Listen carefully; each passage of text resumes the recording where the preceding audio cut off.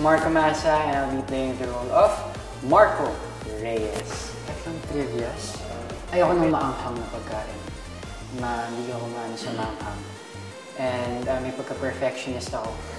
As in yung pagka-perfectionist na kapag kami pinatong ako sa table, dapat pantay. Diba? To the point na parang nagiging hindi na rin siya maganda. Pero ayun, tinatry kong ayusin yun.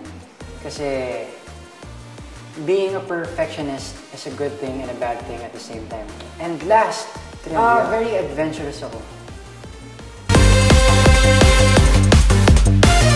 And ang mga hobbies ko naman, of course, I really love playing basketball. Billiards, nag-billiards din ako dahil yun yung parang bonding namin na family ko. Chess, I also play chess, pero medyo matagal na yun.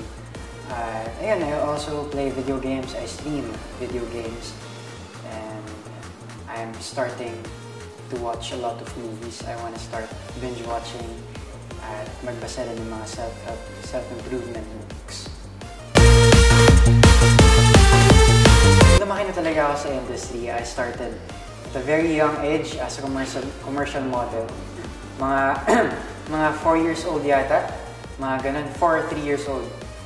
So ngayon, as time goes by, parang unti-unti na rin nagsisink in sa akin na medyo ito na, nararamdaman ko na work talaga siya. All throughout my showbiz career talaga face-to-face ako. Kasi dati nasa Manila pa kami nakatira. Then puro commercial yung mga ginagawa ko pa during that time. Hindi naman ako nag-stop talaga. And hanggang sa elementary, never pa rin ako nag-stop.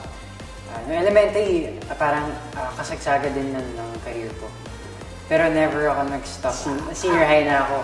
So, nag-STEM ako. Hindi ko alam kung paano. Last week, yung first week ng school namin. So, shocks. Puro math. Dati, doctor. Gusto ko maging doctor kasi parang gusto ko makatulong sa marami. Call of Duty Mobile, guys. Call of Duty Mobile talaga ever since nung nagtuloy-tuloy na ako mag-stream. Call of Duty Mobile na rin talaga nilaro ko. Tsaka kasi doon na rin ako nakabuild ng parang fandom, parang community. Gaming has really helped me when it comes to socializing. Kasi merong, kumbaga, may showbiz industry, tapos merong parang gaming industry. Medyo ano sila, pero two different industries sila, di ba? So parang, imbes na locked lang ako sa showbiz, parang nagkaroon din ako ng way to socialize more, to make more connections through gaming. Yeah, I feel like I'm gonna be doing this forever. Sana, di ba? Pero yun nga, hindi naman ako yung magde-decide para dun. Pero kasi this is what I love doing and parang ito na rin yung naging buhay ko na rin talaga ang showbiz. And natutuwa rin ako dahil nakaka-help ako, of course, sa family ko financially. Kasi ako, ang main goal ko naman talaga is to give back to them the best life na pwede kong maibigay. Kasi ever since, from the very first audition na pinuntahan ko, all throughout the journey, andyan sila, never silang nawala. Biggest regret? Ito guys, I believe lahat man, kung ano man ng dagok sa buhay na pinagdaanan natin, ako, wala akong regret sa lahat na yan. Kasi,